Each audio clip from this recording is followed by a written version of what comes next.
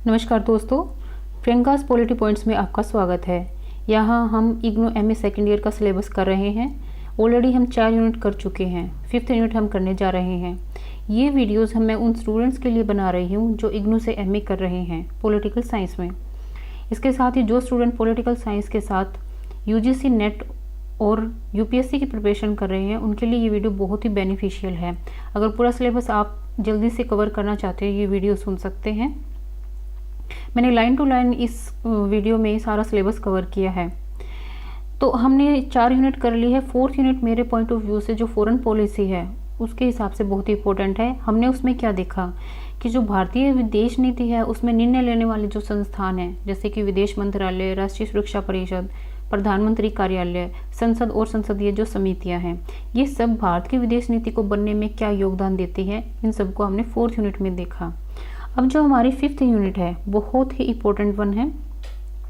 इसमें क्या है, जो भारत की विदेश नीति के विकास की जो प्रक्रिया है उसको इफेक्ट करने वाले कारक कौन कौन से हैं, उनकी क्या भूमिका है, जिसमें क्या आएगा, जो राजनीतिक दल है तथा जनसंचार माध्यम है, सामाजिक आंदोलन है, गैर सरकारी संगठन है।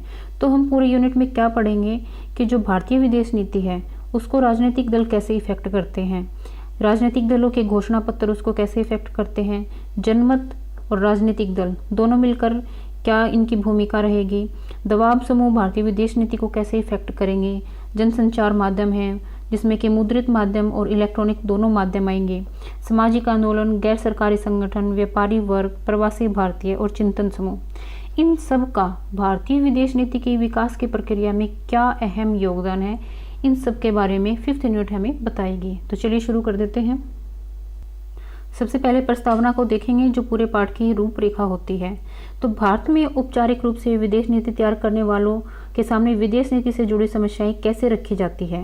यह कहना सही होगा कि अधिकतर समस्याएं तभी सामने आती है जब अन्य देश किसी नीति से संबंधित ऐसा कदम उठाते हैं जिससे भारतीय हित प्रभावित होते हैं। तभी भारत अपना रवैया स्पष्ट करता है। श्रीमती इंदिरा गांधी की सरकार में 1967 से 1970 तक विदेश मंत्री रहे दिनेश सिंह के अनुसार भारतीय विदेश नीति काम चलाने और पेश आने वाली परिस्थितियों पर प्रतिक्रिया भर करने की नीति है। इस प्रकार भारतीय विदेश नीति में ज़्यादा जोर अन्य देशों के कामों पर प्रतिक्रिया करने पर दिया जाता है। सीमा पार होने वाले आतंकवाद का ही उदाहरण ले। समाचार पत्रों में आए दिन छपता रहता है कि एक दिन कश्मीर के किसी एक स्थान पर आतंकवादियों ने 5 निर्दोष लोगों को मार डाला, तो किसी अन्य दिन जम्मू में लोग मारे जाते हैं। यह सिलसिला चलता ही रहता है। सरकार को इस पर प्रतिक्रिया प्रकट करनी होती है और लोकतांत्रिक व्यवस्था में सरकार की प्रतिक्रिया के बीच राजनीतिक दल, जन समूह, मीडिया आदि भी स्थिति को बेहतर बनाने के लिए अपने सुझाव देते रहते हैं। विदेश नीति से संबंधित पहल सामान्यतः सरकार की ओर से की जाती है, परंतु लोकतांत्रिक देश होने के कारण भारत में विदेश नीति से जुड़े कदम सरकार के औपचारिक तंत्र से बाहर से भी उठाए जाते हैं। पंडित जवाहरलाल नेहरू ने संविधान सभा में कहा था, विदेश नीति आंतरिक नीति का अनुसरण करेगी। यद्यपि भारत की विदेश नीति विश्व के अन्य देशों की नीति से जुड़ी हुई है, परंतु वास्तव में विदेश नीति का निर्धारण देश की जनता के हितों को ध्यान में रखते हुए किया जाता है। इसलिए विदेश नीति के विकास में समाज के योगदान का बहुत महत्व है। यह योगदान कई स्रोतों से होता है। लोकतांत्रिक व्यवस्था में आम जनता इस तरह के योगदान का सबसे बड़ा स्रोत होती है, परंतु लोगों की राय मुख्य रूप से राजनीतिक दलों तथा जनसंचार माध्यमों, पत्र पत्रिकाओं, रेडियो, टेलीविजन आदि द्वारा व्यक्त की जाती है। देखिए, जो राजनीतिक दल होते हैं उनकी मुख्य चिंता सत्ता हासिल करना होता है। राजनीतिक सत्ता हथियाने और उन पर काबिज रहने के अपने प्रयासों के अंतर्गत ही राजनीतिक दल विदेश नीति संबंधी समस्याएं उठाते हैं और नीति निर्धारण की प्रक्रिया को प्रभावित करते हैं। इसके अलावा अन्य लोकतांत्रिक देशों की भांति भारत में भी कुछ दबाव समूह सक्रिय हैं।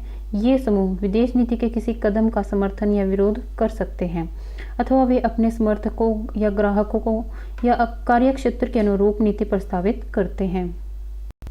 इसके साथ साथ सामाजिक कार्यकर्ताओं एवं आंदोलनों और गैर सरकारी संगठनों का भी विदेश नीति निर्धारण में योगदान रहता है। वे बाहरी देशों के प्रति भारत के बर्ताव को भी प्रभावित करते हैं। भारत में विशेषज्ञों के कुछ और समूह उभर आए हैं जिन्हें चिंतन समूह या थिंक टैंक कहा जाता है। ये समूह विदेश नीति से संबंधित मामलों का गहराई से अध्ययन करके सरकार को उपयुक्त सुझाव देते हैं। इस इकाई में इन्हीं सब संगठनों का विश्लेषण किया गया है ताकि आप यह समझ सकें कि कौन कौन से संगठन विदेश नीति के विकास में महत्वपूर्ण योगदान देते हैं। तो आइए हम जानेंगे कि जो राजनीतिक दल है, सबसे पहले हम देखेंगे राजनीतिक दल है वो विदेश नीति को किस प्रकार इफेक्ट करते हैं, क्या प्रभाव रहता है। भारतीय लोकतंत्र में सरकार में किसी एक, दो या अधिक राजनीतिक दलों का वर्चस्व रहता है। जहां दो दलीय लोकतांत्रिक प्रणाली है वहां दूसरा दल विपक्षी दल की भूमिका निभाता है और देश की विदेश नीति को प्रभावित करने की कोशिश भी करता है। सरकार भी विरोधी दल के दृष्टिकोण को समझ लेती है और यह अपने आप में नीति निर्धारण पर प्रभाव बन जाता है। विरोधी दल की नीतिगत घोषणाएं भी उनके सत्तारूढ़ होने पर लोगों की नीतिगत आकांक्षाएं बन जाती है। उदाहरण के लिए जब कोई विरोधी दल कहता है कि वह रोजगार की तलाश में आने वाले बांग्लादेशी लोगों की घुसपैठ पर रोक लगाएगा तो उससे अपेक्षा रहती है कि सरकार में आने पर वह अपना वचन पूरा करे। लोकतंत्र की सार्थकता पर आप कितना भी संदेह करें, यह सच्चाई है कि जो राजनीतिक दल अपने महत्वपूर्ण वायदों को पूरा नहीं करता उसकी जल्दी ही विश्वसनीयता समाप्त हो जाती है। साम्यवादी सरकारों वाले देशों पर यह बात लागू नहीं होती क्योंकि अकेली कम्युनिस्ट पार्टी ही विदेश नीति तय करती है। भारत की तरह जहां बहुत सारे राजनीतिक दल हैं वहां उनका प्रभाव सरकार के साथ उसकी निकटता पर आधारित होता है। अब यह देखना है कि भारत में राजनीतिक दलों की क्या भूमिका है। स्वतंत्रता से पहले विशेषकर 1930 के दशक से ही राजनीतिक दलों का अस्तित्व रहा है, परंतु उपनिवेशवादी इंग्लैंड का ही भारत की विदेश नीति पर नियंत्रण था, इसलिए विदेश नीति का निर्धारण तो दूर, उसे प्रभावित करने में भी भारतीयों द्वारा गठित राजनीतिक दलों का कोई योगदान नहीं था। परंतु इन दलों ने अपने उद्देश्यों के अनुरूप भारत के विदेशी संबंधों के व्यापक मानदंडों के निर्धारण को प्रभावित किया। यूं भी कहा जा सकता है कि उन्होंने सत्ता केंद्र के बजाय दबाव समूह के रूप में काम किया। और यही कारण है कि कांग्रेस ने अंतर्राष्ट्रीय मामलों में लोकतंत्र समर्थक रवैया अपनाया, जबकि समाजवादी दल समाजवाद के पक्ष में रहे। परंतु हिंदू महासभा और मुस्लिम लीग जैसी संकीर्णतावादी पार्टियां केवल हिंदुओं और मुसलमानों के हितों की बात करती रही। कम्युनिस्टों ने साम्यवाद समर्थक रुख अपनाया। इस सब के बावजूद ये दल साम्राज्यवाद तथा उपनिवेशवाद के खिलाफ रहे और इन्होंने एशिया पर यूरोपीय नियंत्रण तथा दक्षिण एशिया में ब्रिटिश नीति का विरोध किया था। कांग्रेस ने सत्ता के प्रारंभिक वर्षों में साम्राज्यवाद, उपनिवेशवाद तथा नस्लवाद के विरोध पर बल दिया। कांग्रेस के विदेश नीति उद्देश्य वही है जिनका जिक्र कांग्रेस कार्यकारिणी के 1948 के अधिवेशन में किया गया था। स्वतंत्र भारत की विदेश नीति उन्हीं सिद्धांतों के आधार पर बनी जिन पर कांग्रेस पिछले वर्षों में अमल करती रही थी।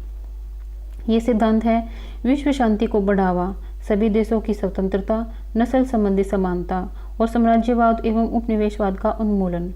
कांग्रेस विशेष रूप से एशिया और अफ्रीका के उन देशों की आज़ादी के पक्ष में थी जो कई पीढ़ियों से तरह तरह के उपनिवेशवाद का बोझ झेल रहे थे। भारत की विदेश नीति का यह सतत उद्देश्य होना चाहिए कि सभी देशों के साथ मैत्रीपूर्ण और सहयोगात्मक संबंध बनाए जाएं। देश सैनिक गुटों तथा इसी तरह के अन्य गठबंधनों के चंगुल में न फंसे जो विश्व को प्रतिद्वंदी गुटों में बांटकर विश्व शांति के लिए खतरे पैदा करते हैं। विदेशी मामलों तथा देश के आर्थिक विकास में कार्य करने की स्वतंत्रता कायम रखते हुए भारत को संयुक्त राष्ट्र के सदस्य के रूप में शांति और स्वतंत्रता बनाए रखने में अन्य देशों से सहयोग करने का काम जारी रखना चाहिए। 1980 के दशक तक कांग्रेस की विदेश नीति इन्हीं सिद्धांतों को निर्देशित करती रही। किसी भी निश्चित समय पर सरकार किसी न किसी दल द्वारा नियंत्रित रहती है। स्वतंत्रता के पश्चात 1977 तक और उसके बाद 1980 से 1986 तक केंद्र सरकार पर कांग्रेस का वर्चस्व रहा। कांग्रेस अपने अधिवेशनों में उस समय की विदेश नीति संबंधी मामलों पर विचार करती रही और पार्टी की सहमति के आधार पर प्रस्ताव पारित किए गए। भारत की विदेश नीति की नींव देश के प्रथम प्रधानमंत्री जवाहरलाल नेहरू ने डाली थी। उनका मूल सिद्धांत था गुटनिरपेक्षता, यानी एक नवोदित राष्ट्र के रूप में भारत सोवियत संघ और अमेरिका के नेतृत्व वाले किसी भी गुट में शामिल नहीं होगा। कांग्रेस पार्टी गुटनिरपेक्षता की मुखर प्रवक्ता बन गई। अन्य अधिकतर पार्टियां इस नीति में मामूली मीन मेख निकालती थी या उसके अमल की आलोचना ही कर पाती थी। केंद्र में बनी पहली गैर कांग्रेसी सरकार 1977 में मोरारजी देसाई के नेतृत्व में जनता पार्टी सरकार थी। विपक्ष में रहते हुए देसाई गुटनिरपेक्षता की नीति के हमेशा आलोचक रहे, परंतु जनता पार्टी सरकार अपनी विदेश नीति में गुटनिरपेक्षता से पहले वास्तविक शब्द जोड़ने से अधिक कोई परिवर्तन नहीं कर पाई। वह कांग्रेस द्वारा निर्धारित विदेश नीति का पालन ही करती रही। परंतु समय बीतने के साथ साथ कांग्रेस पार्टी अपने अधिवेशनों में गुटनिरपेक्षता की नीति में अपनी आस्था व्यक्त करती रही। 1991 में सोवियत गुट के बिखर जाने के बाद गुटनिरपेक्षता की नीति पर प्रश्न चिन्ह लगने लगे। 1993 में तिरुपति अधिवेशन में कांग्रेस ने गुटनिरपेक्षता की नीति में अपना विश्वास दोहराया। तत्कालीन प्रधानमंत्री नरसिम्हा राव ने इसके समर्थन में जोरदार भाषण दिया। 1996 के चुनाव के बाद सत्ता संभालने वाले संयुक्त मोर्चा सरकार ने भी गुटनिरपेक्षता की नीति के अनुकरण का संकल्प व्यक्त किया, परंतु 1998 में भारतीय जनता पार्टी के नेतृत्व में 12 दलों के गठबंधन की सरकार ने अपने एजेंडे में गुटनिरपेक्षता का उल्लेख नहीं किया। भारतीय जनता पार्टी और उसका पूर्ववर्ती रूप भारतीय जनसंघ इस बात के पक्षधर रहे कि देश के पास राष्ट्रीय सुरक्षा के हथियार के रूप में परमाणु बम होना चाहिए। 1991 के अपने चुनाव घोषणा पत्र में भारतीय जनता पार्टी ने कहा कि यदि वह सत्ता में आई तो वह भारतीय सेनाओं को परमाणु क्षमता प्रदान करेगी। 1998 में वह 12 अन्य दलों के गठबंधन की मुख्य पार्टी के रूप में सत्ता में आई। गठबंधन ने शासन का राष्ट्रीय एजेंडा जारी किया। एजेंडे में राष्ट्रीय सुरक्षा परिषद गठित करने का वायदा किया गया। एजेंडे में कहा गया, यह परिषद देश की अब तक की पहली सामरिक सुरक्षा समीक्षा करेगी।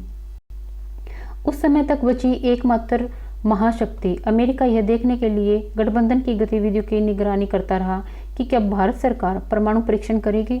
मई 1998 में राष्ट्रीय जनतांत्रिक गठबंधन सरकार ने पोखरण में परमाणु परीक्षण किए और भारत को परमाणु शस्त्र संपन्न घोषित कर दिया।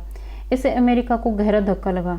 अमेरिका शायद यह सोच रहा था कि भारत परमाणु हथियार बनाने से पहले सामरिक रक्षा समीक्षा करेगा, परंतु भारत सरकार ने परमाणु बम के परीक्षण का निर्णय कोई अचानक ही नहीं ले लिया था। ऊपर बताए गए एजेंडे में कहा गया, देश की सुरक्षा, क्षेत्रीय अखंडता और एकता को बनाए रखने के लिए हम सब तरह से उपाय करेंगे और सभी उपलब्ध विकल्पों का इस्तेमाल करेंगे। इस उद्देश्य के लिए हम परमाणु नीति का पुनर्मूल्यांकन करेंगे और परमाणु शस्त्र बनाने के विकल्प का उपयोग करेंगे। तो हमने देखा कि जो राजनीतिक दल है, भारत की स्वतंत्रता से लेके अब तक मतलब लगभग 2000 तक हमने देखा कि जो भारत के राजनीतिक दल है उनकी विदेश नीति में क्या क्या उनका रुख रहा। अब राजनीतिक दलों के जो घोषणा पत्र हैं वो कैसे विदेश नीति को इफेक्ट करते हैं, चलिए देखते हैं। राजनीतिक दल जिन मुख्य तरीकों से विदेश नीति को निर्धारण करने को प्रभावित करते हैं उनमें से एक है चुनाव के समय जारी किए जाने वाले घोषणा पत्र। सन के लोगों का कहना है कि चुनाव घोषणा पत्र रेलवे प्लेटफॉर्म की तरह है। जैसे कि अमेरिका में चुनाव घोषणा के लिए प्लेटफॉर्म शब्द ही इस्तेमाल होता है, जो रेलगाड़ी में चढ़ने के खास मकसद के लिए काम में लाया जाता है और बाद में सभी प्लेटफॉर्म को भूल जाते हैं। परंतु कई बार घोषणा पत्र में उठाए गए मसले अपने पक्ष में लोकमत बनाने के आधार बन जाते हैं। यदि हम उदाहरण देखें तो कांग्रेस ने 1980 के चुनाव के लिए अपने घोषणा पत्र में कहा था, यदि वह सत्ता में आए तो वह कंपूचिया में वियतनाम द्वारा खड़ी की गई हैंग समरिन सरकार को मान्यता देगी। जनवरी 1980 में श्रीमती गांधी सत्ता में आ गई। भारतीय कम्युनिस्ट पार्टी ने भी इस बात पर जोर दिया था। संसद में पार्टी के सदस्य का यह मानना था संसद में पार्टी के सदस्य यह मामला उठाकर सरकार पर दबाव बनाने लगे, जिसके फलस्वरूप श्रीमती गांधी को जुलाई 1980 में हैंग समरिन सरकार को मान्यता देनी पड़ी। भारतीय जनता पार्टी ने 1998 में अपने चुनावी घोषणा पत्र में नीति निर्धारण के लिए राष्ट्रीय सुरक्षा परिषद गठित करने की बात कही थी, जो कि अटल बिहारी वाजपेयी की महागठबंधन की सरकार थी। उस समय सभी बड़े दलों के चुनाव घोषणा पत्रों में राष्ट्रीय सुरक्षा परिषद के गठन की चर्चा की गई थी। वास्तव में यह विचार 1989 में विश्वनाथ प्रताप सिंह के नेतृत्व वाले जनता दल की ओर से सबसे पहले लाया गया था। बुद्धिजीवी तथा रक्षा विशेषज्ञ विश्वनाथ प्रताप सिंह सरकार से मांग करने लगे कि वह अपना वायदा पूरा करे। अक्टूबर 1990 में पहली बार विश्वनाथ प्रताप सिंह ने राष्ट्रीय परिषद का गठन किया। कांग्रेस ने भी इस बारे में वायदा किया, परंतु 1991 से 95 तक 5 वर्ष तक सत्ता में रहने के दौरान उसने इस पर अमल नहीं किया। 1996 में संयुक्त मोर्चा सरकार सत्ता में आई, परंतु उसने भी राष्ट्रीय सुरक्षा परिषद नहीं बनाई, हालांकि उसने भी ऐसा करने का वायदा किया था। इसके बाद भारतीय जनता पार्टी के नेतृत्व में राष्ट्रीय लोकतांत्रिक गठबंधन सरकार बनी थी, जिसने शासन के अपने राष्ट्रीय एजेंडे में देश को सैनिक, आर्थिक और राजनीतिक खतरों का विश्लेषण करने और सरकार को लगातार परामर्श देने के लिए राष्ट्रीय सुरक्षा परिषद के गठन का वायदा किया। परिषद का समर्थन करने वाले समूहों ने इसके गठन के लिए सरकार पर दबाव डाला। तब अटल बिहारी वाजपेयी के नेतृत्व में राष्ट्रीय गठबंधन सरकार ने राष्ट्रीय सुरक्षा नीति कारगर ढंग से तैयार करने के लिए राष्ट्रीय सुरक्षा परिषद का गठन किया था। छोटी पार्टियां सरकार का नेतृत्व नहीं कर सकती क्योंकि उन्हें संसद में अधिक सीटें नहीं मिल पाती, परंतु ये पार्टियां सत्तारूढ़ सरकार के लिए विदेश नीति के व्यापक मानदंड पर अवश्य तय करती है और करती भी है। तो इस प्रकार हमने देखा कि जो मतदान के समय जो एजेंडे तैयार किए जाते हैं, जो विभिन्न दलों के जो घोषणा पत्र होते हैं, उनमें किए गए वायदे किस प्रकार विदेश नीति को इफेक्ट करते हैं। कई बार तो उनको पूरा कर दिया जाता है, लेकिन ज़्यादातर उनको पूरा नहीं किया जाता।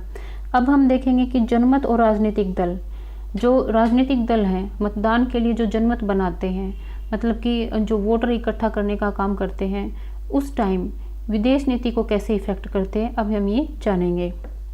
राजनीतिक दलों द्वारा निभाई जाने वाली एक और महत्वपूर्ण भूमिका है किसी खास विदेश नीति के पक्ष में जनमत तैयार करना। उदाहरण के लिए भूतपूर्व राजनीतिक दल स्वतंत्र पार्टी, कांग्रेस, ओ तथा जनसंघ तथा बाद में भारतीय जनता पार्टी इजराइल के साथ राजनयिक संबंध बढ़ाने में अग्रणी पक्षधरों में से थे।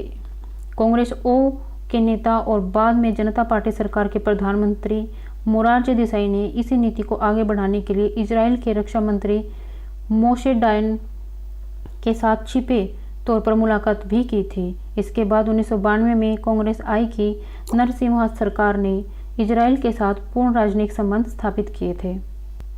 वहीं दूसरी ओर विपक्षी दल अपने द्वारा समर्थित विदेश नीति के पक्ष में जनमत जुटाते रहते हैं।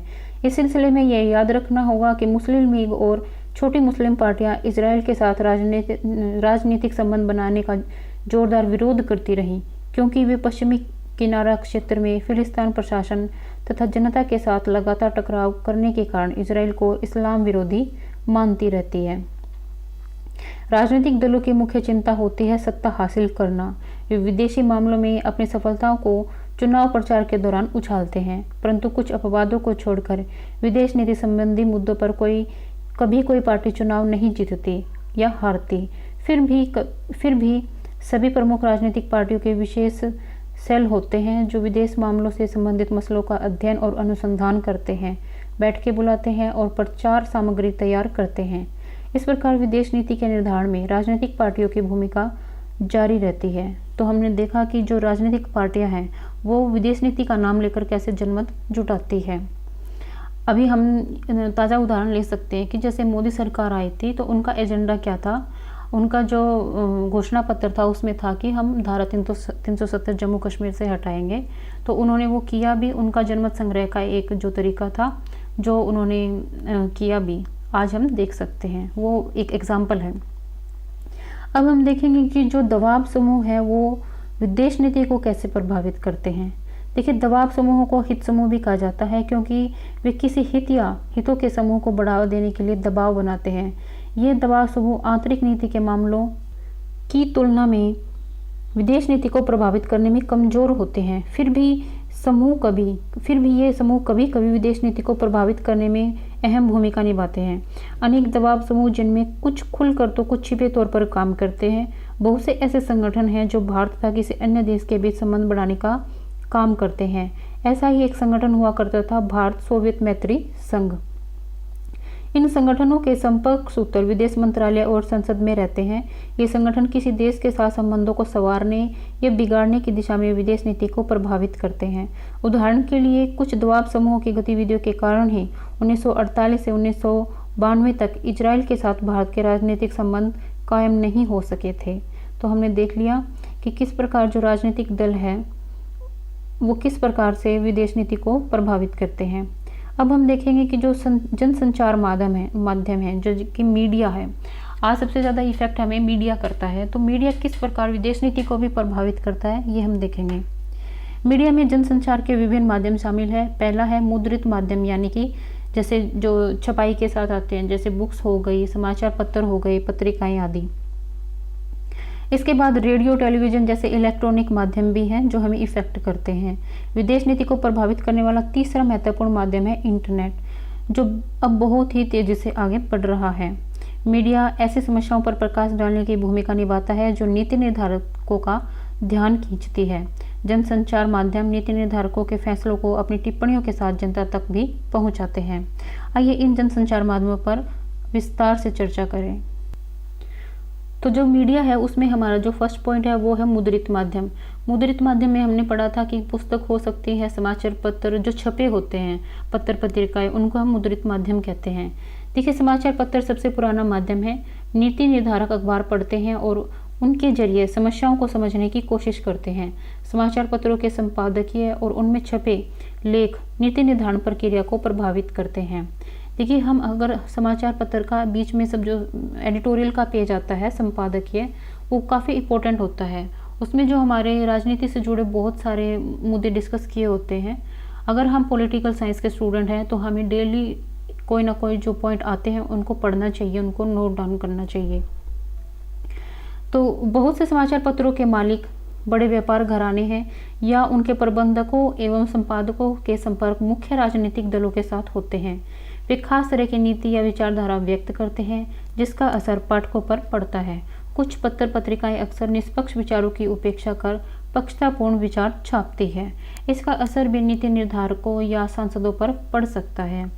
परंतु यह भी सच है कि जनसंचार माध्यम का प्रभाव बहुत सीमित होता है, क्योंकि ऐसी सूचना तक उसकी पहुंच बहुत कम होती है जो किसी नीति के लिए वैकल्पिक दृष्टिकोण विकसित कर सके। इसलिए आमतौर पर यह माध्यम नीति निर्धारकों द्वारा तय की गई नीति की ही चर्चा करता है और बहुधा और ज़्यादा हुआ तो उसका समर्थन अथवा विरोध कर सकता है। उदाहरण के लिए श्रीमती गांधी ने जीवन भर अमेरिकी विरोधी नीति अपनाई। टाइम्स ऑफ इंडिया ने, जो नेहरू गांधी शासन के दौरान सरकार समर्थक बना रहा, कभी भी भारत अमेरिकी संबंधों में सुधार की आवश्यकता को सुझाव नहीं दिया। परंतु जैसे ही राजीव गांधी ने, जो पश्चिम समर्थक दृष्टि के लिए जाने जाते हैं, सत्ता संभाली, तो अखबार के संपादक ने ऐसी आवश्यकता का सुझाव देने में देरी नहीं की। सोवियत संघ के हंगरी, चेकोस्लोवाकिया और अफगानिस्तान में सैनिक हस्तक्षेप जैसे विदेश नीति संबंधी संकट के प्रति सरकार के दृष्टिकोण पर प्रेस का कुछ प्रभाव था। प्रेस में हो रही आलोचना पर ध्यान देते हुए ही श्रीमती गांधी ने सोवियत नेताओं को औपचारिक तौर पर सूचित किया कि अफगानिस्तान में उसका हस्तक्षेप भारत को स्वीकार्य नहीं है। हाल ही के दौर में मीडिया पहले से अधिक दबंग हो गया है। उदाहरण के तौर पर टाइम्स ऑफ इंडिया ने नई पत्रकारिता की शुरुआत की है, जिसमें समाचार के साथ ही संपादक के विचार भी प्रस्तुत किए जाते हैं ताकि पाठक समाचार के साथ साथ विचार का प्रभाव भी ग्रहण कर सके। इस संदर्भ में दो खास उदाहरण दृष्टव्य हैं। पहला उदाहरण यह है कि भारत द्वारा रूस से कुछ रक्षा सामग्री खरीदने के समाचार के बाद अखबार ने लिखा, पनडुब्बी और बम वर्षक विमान प्राप्त करने के साथ ही भारत की परमाणु तिगड़ी पूरी हो जाएगी। परंतु इससे यह बात भी महत्वपूर्ण हो जाएगी कि यह भयंकर शक्ति प्राप्त हो जाने पर हमें और अधिक संयम बरतना होगा। दूसरा समाचार लाहौर बस सेवा शुरुआत करने की भारत की इच्छा के बारे में है। समाचार के एकदम नीचे संपादक की टिप्पणी छपी थी, अटल जी के लिए लाहौर की बस खरीदने से पहले बेहतर होगा कि भारत इस्लामाबाद में उच्चायोग खोले।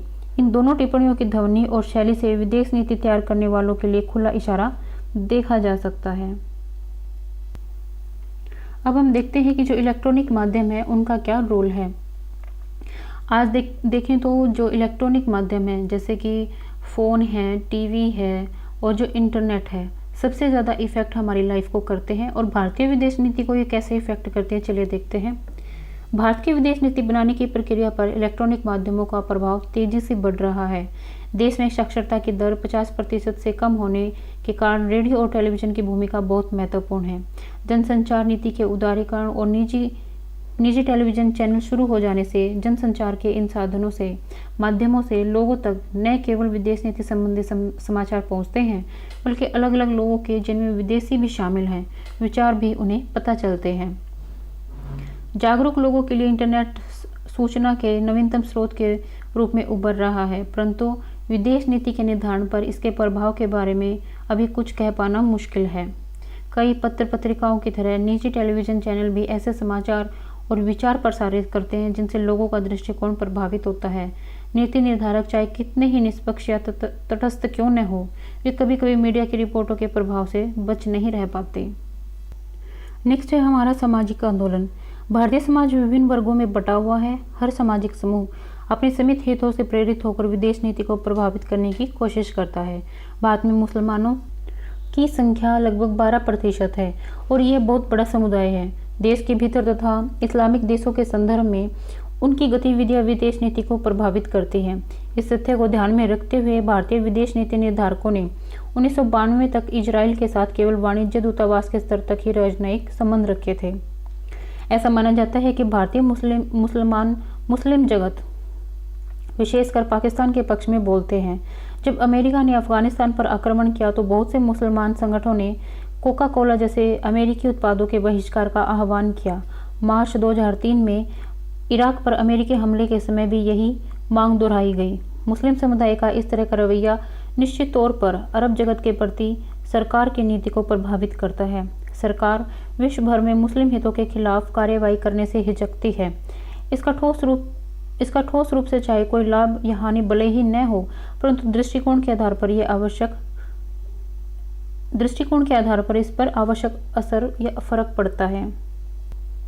यह तथ्य मुंबई के एक मुस्लिम संगठन रजा अकादमी द्वारा 2003 में जारी बयान से स्पष्ट होता है।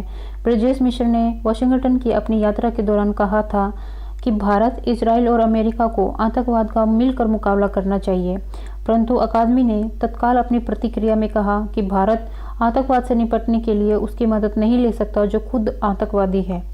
अकादमी ने इजराइल के प्रधानमंत्री एरियल शरोन की प्रस्तावित भारत यात्रा के बारे में भी यह कहते हुए धमकी दी कि इससे कानून और व्यवस्था की समस्याएं पैदा हो सकती है।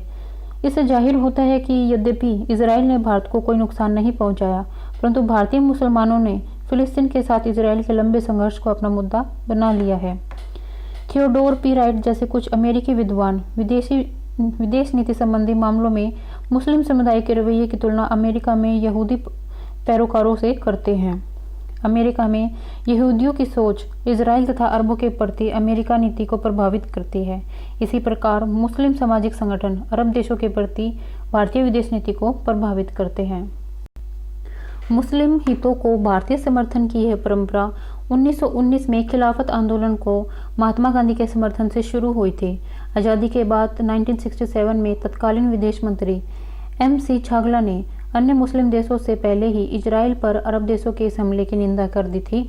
वैसे श्री छागला अन्य मामलों में अपने समकालीन दूसरे नेताओं से कहीं अधिक धर्मनिरपेक्ष थे।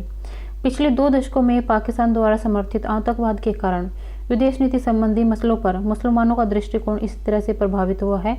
उदाहरण के लिए मुंबई तथा अन्य स्थानों पर पाकिस्तान के जासूसी संगठन ISI की ओर से students Islamic movement of India Simi द्वारा किए गए बम विस्फोटकों को इसी संदर्भ में देखा जा सकता है।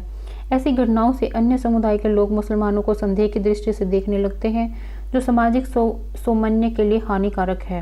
केवल मुस्लिम समुदाय या मुस्लिम संगठन ही विदेशों में अपने समुदाय के हितों की चिंता नहीं करते। तमिलनाडु में तमिल लोग भी श्रीलंका के प्रति भारत की विदेश नीति को प्रभावित करते रहते हैं, क्योंकि श्रीलंका में सबसे बड़ा अल्पसंख्यक समुदाय तमिलों का है। यद्यपि उस समय भारत स्वयं पंजाब में भयंकर उग्रवाद को झेल रहा था, परंतु दक्षिण के तमिल संगठनों ने विदेश नीति के निर्धारकों को श्रीलंका के जातीय विवाद में उलझने को विवश कर दिया था। कुछ समुदाय या संगठन भले ही विदेश नीति में अवरोध डालते हैं, परंतु ऐसे समुदाय भी हैं जो अन्य देशों में भारतीय समुदाय का प्रभाव बढ़ाने में सहायता करते हैं। ऐसे संगठन सरकार की ओर से विदेश नीति के कुछ खास मुद्दों को अपनाने की आवश्यकता के बारे में सरकार की ओर से जागरूकता पैदा करते हैं। भारत ने समूचे विश्व में विशेषकर दक्षिण तथा दक्षिण पूर्व एशिया को बौद्ध धर्म प्रदान किया है। भारत में बौद्ध संगठन उन देशों के साथ सांस्कृतिक एवं सामाजिक संबंध बेहतर बनाने की मांग करते हैं जहां अधिक आबादी बौद्ध मतावलंबियों की है। भारत सरकार बौद्ध स्थलों तक पर्यटन मार्ग विकसित करना चाहती है। ये संगठन भारत तथा अन्य देशों के बीच सद्भाव पैदा करने की कोशिश करते हैं, जिससे सरकार की नीतियां तैयार करने में कुछ हद तक मदद मिलती है। अब हम देखेंगे जो गैर सरकारी संगठन हैं वो भारतीय विदेश नीति को कैसे प्रभावित करते हैं या उसके विकास में कैसे सहायक हैं। स्वतंत्रता के बाद के वर्षों में देश में अनेक गैर सरकारी संगठन अस्तित्व में आए। इनमें कई संगठनों की तुलना अमेरिका की लोक कार्य समितियों एवं या एकल समस्या हित समूहों से की जा सकती है। इन गैर सरकारी संगठनों का प्रभाव देश की विदेश नीति के विकास की प्रक्रिया पर भी होता है। ये संगठन घरेलू नीति में दबाव समूह के रूप में कार्य करते हुए विदेशों में सक्रिय अपनी तरह के समूहों और विदेश सहायता प्रदान करने वाली एजेंसियों से भी संपर्क रखते हैं तथा किसी समस्या विशेष के बारे में वित्तीय सहायता की प्रक्रिया तथा विदेश नीति को प्रभावित करते हैं। इसका सबसे स्पष्ट उदाहरण है मेधा पाटकर का नर्मदा बचाओ आंदोलन। इस समूह ने विश्व बैंक से नर्मदा सरोवर परियोजना के लिए धन देने तक का अनुरोध किया था। विदेश नीति निर्धारण में किसी एक समूह का कितना प्रभाव है, इसका सही आकलन कर पाना कठिन है, परंतु विदेश नीति के नए मुद्दों के बारे में इस तरह के संगठन अग्रणी भूमिका निभा रहे हैं। पर्यावरण संरक्षण का ही उदाहरण ले, दिल्ली में centre for science and environment नामक एक गैर सरकारी संगठन है। यह मामला राष्ट्रीय तथा अंतर्राष्ट्रीय दोनों स्तरों पर एक दूसरे से जुड़ा हुआ है, परंतु बहुत से स्वयंसेवी संगठन स्वास्थ्य, शिक्षा, जनसंख्या, मानव अधिकार, विशेषकर महिला अधिकार जैसे विषयों पर काम करते हैं जो आम लोगों के जीवन से जुड़े हैं। ऐसे गैर सरकारी संगठन अधिक नहीं हैं जो केवल विदेशी नीति से संबंधित समस्याओं को हाथ में ले लेते हों। दो देशों तथा उनकी जनता के बीच संबंध बढ़ाने की दिशा में काम करने वाले अनेक मैत्री संगठन हैं। इनमें से कुछ संस्थाएं भारत और पाकिस्तान के बीच शांति और मैत्री बढ़ाने वाली भी हैं, जो दोनों देशों के बीच संबंध सुधारने की दिशा में प्रयास करती हैं।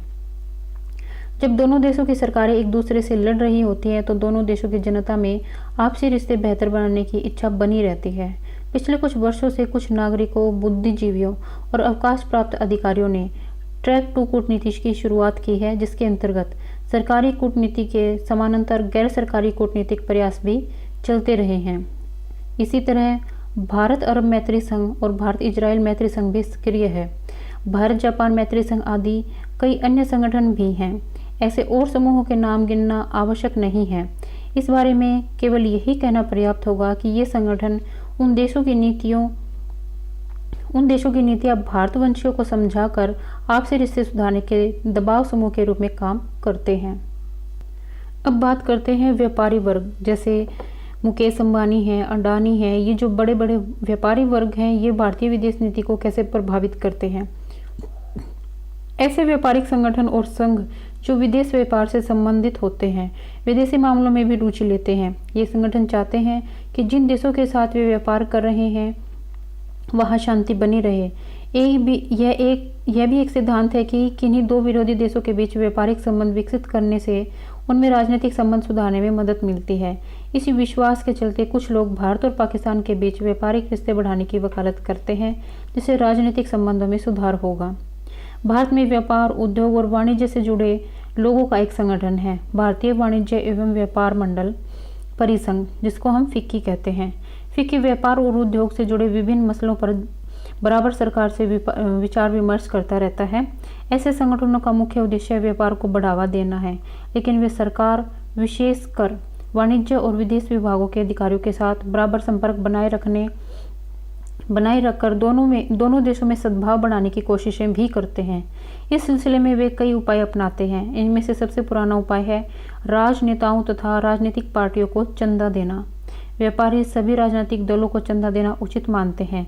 उदाहरण के लिए 1960 के दशक में श्रीमती गांधी को जब लगा कि व्यापारी वर्ग दक्षिणपंथी दल स्वतंत्र पार्टी को अधिक चंदा देता है, तो उन्होंने व्यापारी घरानों द्वारा राजनीतिक दलों को चंदा देने पर प्रतिबंध लगा दिया था। भारत में 1991 में वैश्वीकरण, उदारीकरण तथा निजीकरण का दौर शुरू हुआ। हम खुलकर कह सकते हैं कि तब से विदेश नीति के विकास में व्यापारियों तथा व्यापारिक परोपकारों की भूमिका निश्चित रूप से बढ़ गई है। इसका प्रारंभिक संकेत तभी मिल गया था जब पूर्व प्रधानमंत्री नरसिम्हा राव ने अपनी अमेरिका यात्रा के दौरान उस देश के व्यापारी वर्ग से मिलने की इच्छा जताई। उसके साथ गए प्रतिनिधिमंडल में बड़ी संख्या में भारतीय व्यापारी थे। उनकी पहली प्राथमिकता थी व्यापारियों के साथ बातचीत, दूसरी थी संसद को संबोधन करने के माध्यम से अमेरिकी जनता को संबोधित करना, तथा राष्ट्रपति क्लिंटन से मुलाकात केवल तीसरी प्राथमिकता थी। उन्होंने न्यूयॉर्क और ह्यूस्टन में व्यापारिक कंपनियों के मुख्य कार्य अधिकारियों की 2 बैठकों को संबोधित किया, जिसमें व्यापारियों को भारत में पूंजी लगाने के लिए राजी किया गया। उन्होंने भारतीय हित समूह का भी गठन कराने में सफलता प्राप्त की, जिसमें general electronic, AT&T, Coca Cola, Ford, IBM जैसी बहुराष्ट्रीय कंपनियों के मुख्य कार्य अधिकारी शामिल थे। ये संगठन अमेरिका द्वारा भारत के प्रति विदेश नीति के निर्माण में वहां भारत समर्थक दबाव समूह के रूप में काम करते हैं, जो साथ ही भारत में विदेश नीति के विकास में भी सहायक बनते हैं। उसके बाद से और अनेक व्यापारी प्रधानमंत्री के साथ विदेश यात्राओं पर गए, जिनकी संख्या केवल पत्रकारों को छोड़कर अन्य किसी वर्ग से अधिक रही। उदारीकरण और वैश्वीकरण, निजीकरण लागू होने के साथ बाहरी दुनिया से जुड़े और अधिक मुद्दे सरकार द्वारा तय किए जाने लगे। 1995 में अंतर्राष्ट्रीय व्यापार को नियंत्रित करने के लिए विश्व व्यापार संगठन WTO की स्थापना के बाद और अधिक मसले इस संगठन के अधिकार क्षेत्र में आ गए। पश्चिमी ताकतों ने भी अंतर्राष्ट्रीय व्यापार तथा वाणिज्य के बारे में नए मसलों को हाथ में लिया। इस प्रकार नकारात्मक रूप से देखें तो व्यापारिक सहभागी देश में बाल मजदूरी और मानव अधिकारों की समस्याओं को वैश्विक चिंता का हिस्सा मानते हुए विश्व व्यापार संगठन के अधिकार क्षेत्र के अंतर्गत समझा जाता है। पश्चिमी जगत ने सेवा की अवधारणा को व्यापार के रूप में लागू किया है और इसलिए इसे विश्व व्यापार संगठन द्वारा नियंत्रित किए जाने योग्य माना गया है। इनमें से कुछ समस्याओं से विभिन्न गैर सरकारी संगठनों के बीच विवाद भी पैदा हो जाते हैं। इस दिशा में काम करने वाले कुछ संगठन इस बात पर ध्यान देते हैं कि 14 साल से कम उम्र के बच्चों को पटाखे बनाने तथा कंबल बुनने जैसे उद्योगों में काम पर न रखा जाए। दूसरी ओर परंपरागत बाजार में इन वस्तुओं के निर्माताओं की दलील है कि वे ज़रूरतमंद परिवारों को रोजगार देते हैं। गैर सरकारी संगठनों का कहना है कि बच्चे रोजी कमाने के लिए अपना बचपन गंवा बैठते हैं। मानव अधिकारों के बारे में भी इसी प्रकार के तर्क दिए जाते हैं। कारखानों में काम की स्थितियां, वेतन के मामलों में पुरुष और महिलाओं में भेदभाव जैसे मामले इसलिए मुद्दे बन गए हैं क्योंकि पश्चिमी देशों को लगता है कि भारत जैसे विकासशील देशों में श्रम सस्ता है, जिससे यहाँ के उत्पाद विकसित देशों के उत्पादों से टक्कर ले सकते हैं जहाँ श्रम बहुत महंगा है। यद्यपि पश्चिमी देशों द्वारा उठाए गए मुद्दे उचित हैं, लेकिन सरकार को गैर सरकारी संगठनों की मांगों, सामाजिक दबावों और पश्चिमी देशों की आपत्तियों को ध्यान में रखते हुए अपनी नीतियाँ बनानी पड़ती हैं। अब बात करेंगे कि प्रवासी भारतीय विदेश नीति में क्या योगदान देते हैं। विश्व के विभिन्न देशों में 2 करोड़ से अधिक भारतीय रहते हैं। इनकी 2 श्रेणियां हैं। पहली श्रेणी उन लोगों की है जो ब्रिटिश शासन के दौरान विदेशों में गए या इंग्लैंड द्वारा ले जाए गए, जैसे कि अफ्रीकी देशों या फिजी द्वीप समूह में भारतीय मूल के लोग, जिन्हें PIO कहा जाता है। दूसरी श्रेणी में वे लोग आते हैं जो आज़ादी के बाद आर्थिक बेहतरी की खोज में विदेशों में गए और वे प्रवासी भारतीय NRI कहलाते हैं। जाहिर है कि पहली श्रेणी के लोगों का भारत से भावात्मक रिश्ता है, जबकि दूसरी श्रेणी के लोगों की जड़ें भारत में कहीं अधिक गहरी है। विदेश नीति के निर्माण में इनकी भूमिका क्या होनी चाहिए। नेहरू जी ने स्वतंत्रता के तत्काल बाद भारतीय मूल के लोगों से कहा कि वे उसी देश के बन जाएं जहां वे रहते हैं या उन्हें जिन्हें अपना रखा है। यही विचार 1997 में तत्कालीन प्रधानमंत्री इंद्र कुमार गुजराल ने दक्षिण अफ्रीका में बसे भारतीयों के संदर्भ में व्यक्त किया था। दोहरी नागरिकता का सुझाव स्वीकार नहीं किया गया, परंतु समय बीतने, संचार और परिवहन के विकास से दूरियां घटने और उदारीकरण आदि के बाद विदेशी निवेश की मांग बढ़ने के कारण भारत के साथ जुड़ाव की भावना अधिक मजबूत होती जा रही है। वैश्वीकरण ने सरकार को भारतीय मूल के लोगों के बारे में दृष्टिकोण बदलने को मजबूर कर दिया है। इस सिलसिले में भारतीय मूल के लोगों का प्रतिनिधित्व करने वाले संगठनों की प्रमुख भूमिका रही है। भारतीय जनता पार्टी के मजबूत बनने से सांस्कृतिक राष्ट्रवाद पर जोर बढ़ने के साथ भारतीय मूल के लोगों का मसला भावनात्मक बन गया है। इन लोगों के मसले पर विचार करने के लिए 2002 में डॉक्टर लक्ष्मीमल सिंघवी की अध्यक्षता में एक समिति बनाई गई। अब हर साल 9 जनवरी को प्रवासी भारतीय दिवस मनाया जाता है, जिसमें भारतीय मूल के प्रमुख लोगों तथा प्रवासी भारतीयों को सम्मानित किया जाता है और PIO कार्ड को अधिक आकर्षक बनाया जा रहा है। परंतु सुरक्षा के मसले पर भी ध्यान देने की आवश्यकता है। दूसरे विश्व युद्ध में अमेरिका ने जापानी मूल के अमेरिकी नागरिकों का इस्तेमाल जापान में जासूसी करने के लिए किया था, परंतु अब प्रवासी भारतीयों ने महत्वपूर्ण समूह का रूप ले लिया है।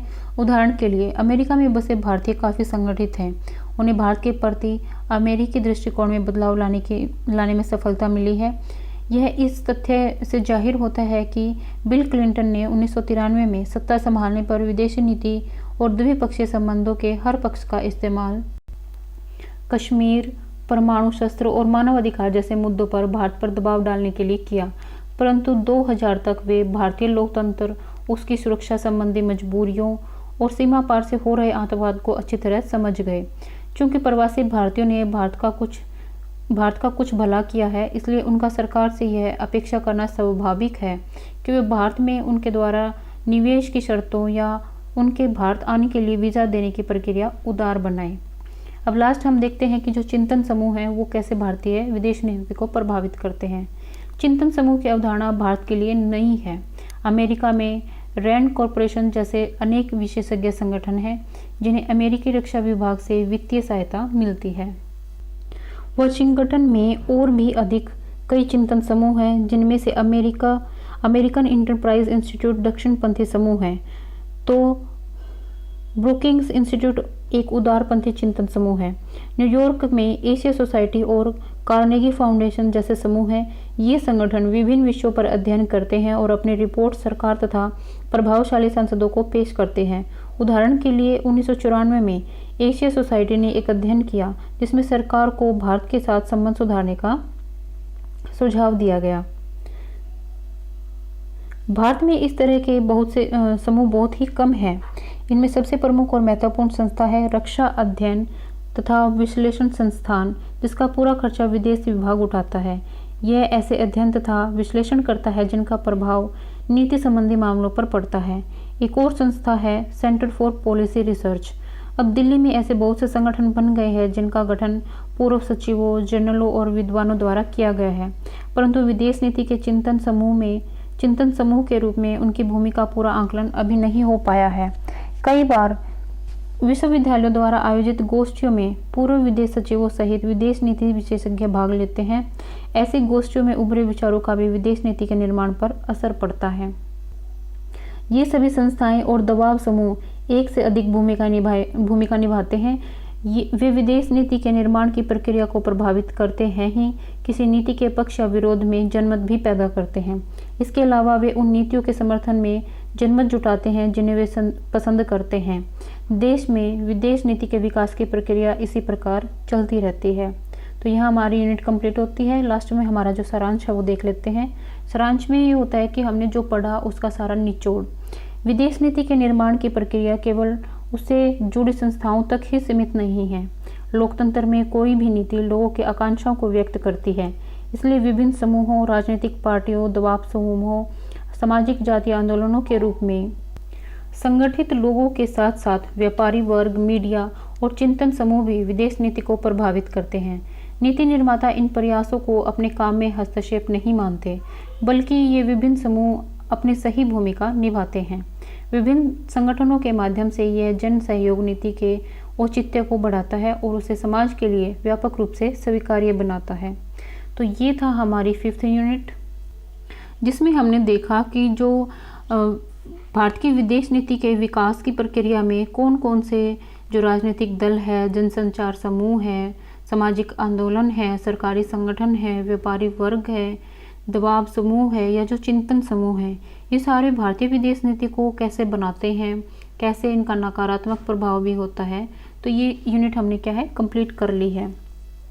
मेरे हिसाब से भारतीय विदेश नीति के लिए जो 4th और 5th यूनिट जो हमने अभी तक पढ़ी है काफ़ी इंपॉर्टेंट है।